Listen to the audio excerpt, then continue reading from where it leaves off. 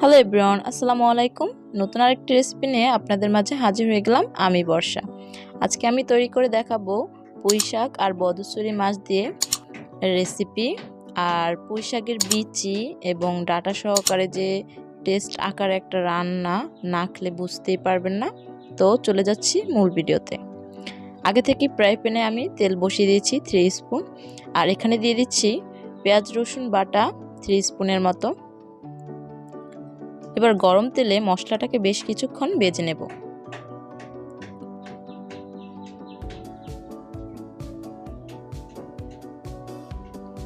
এখন এই পর্যায়ে আমি সামান্য পরিমাণ পানি অ্যাড করে দিচ্ছি।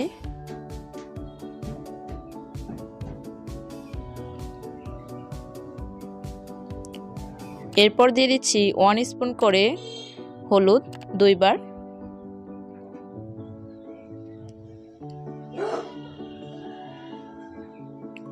এরপর দিয়ে দিচ্ছি লাল মরিচের গুঁড়ো মরিচ 1 চামচ উঁচু করে 2 বার দিয়ে দিচ্ছি।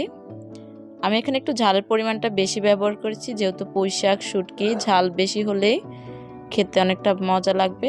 কেউ যদি ঝাল কম পছন্দ করেন সেক্ষেত্রে কম ইউজ করবেন। আর দিয়ে দিচ্ছি স্বাদ মতো লবণ। এখন মশলাটাকে আমি 20 মিনিট সময় নিয়ে কষিয়ে নেব।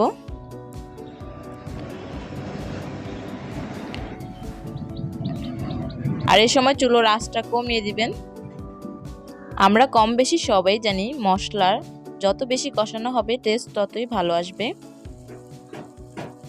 আর দিয়ে দিচ্ছি আমি 4-5টি কাঁচামরিচ। আর এখানে আমি মাছগুলো দিয়ে দিচ্ছিলাম। এই সময় আমার ক্যামেরা অফ ছিল, সরি দেখাতে পারলাম না। আর আমি এখানে বদরছড়ি মাছ দিয়ে দিয়েছি। এখন আমি সামান্য পরিমাণে একটু পানি অ্যাড করে দিলাম। এখন আমি ঢাকনা দিয়ে ঢেকে দেব। আর চুলোর আঁচটা আমি একদম লো হিটে করে দেব।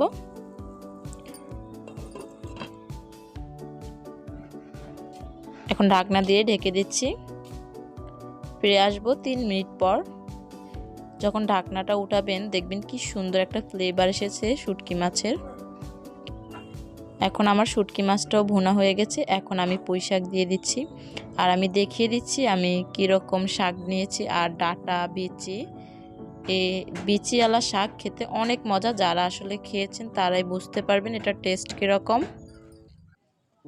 এখন আমি চুলোর আঁচটা লো থেকে মিডিয়াম করে দিয়েছি। এখন আমি প্যাচালারের সাহায্যে শাক ও মাছটাকে, শুটকি মাছটাকে ভালো করে মিশিয়ে নিচ্ছি। নর্মালিভাবে আমি এখানে কোনো পানি ইউজ করব না, কারণ শাকের গায়ের থেকেই পানি বের হয়ে যাবে। আর যেহেতু শাকের পরিমাপ কম, ঢাকনা দিয়ে ঢেকে দিলাম আমি কিছুক্ষণের জন্য। তো আবার ঢাকনা উঠিয়ে নিচ্ছি। দেখুন শাকের গায়ে থেকে অনেকটা পানি ছেড়ে দিয়েছে। এই পানি দিয়েই আমি শাকটাকে কষিয়ে নেব।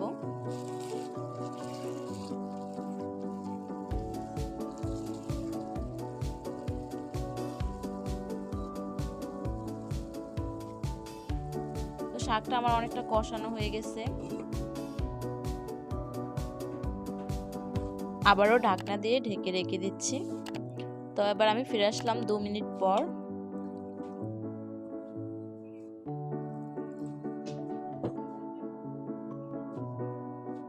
এখন আমি এখানে হাফ কাপ পানি দিয়ে দিলাম একটি গ্লাসের।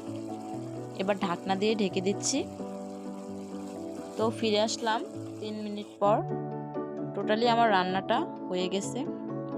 এর মাঝে আমি অনবরত একবার নেড়ে দিয়েছিলাম, যেহেতু শাক এতবার নাড়ার কোনো প্রয়োজন নাই। আর এই শাকগুলো আমার মায়ের হাতে করা, একদম বিনা সারে।